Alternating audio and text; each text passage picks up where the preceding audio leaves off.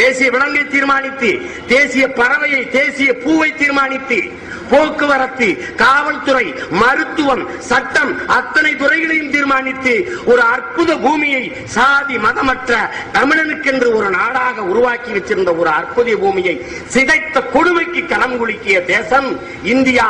அதை செய்தது காங்கிரஸ் கட்சி.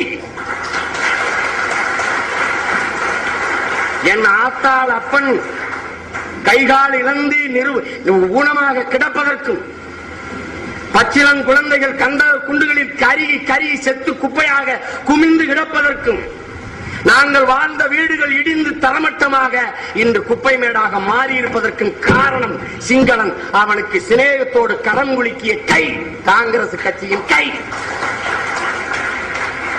இதை எடுத்து சொன்னா என் காரை அடிச்சுட்டு போவான். இவன் தேசியவாதி, நான் தீவிரவாதி.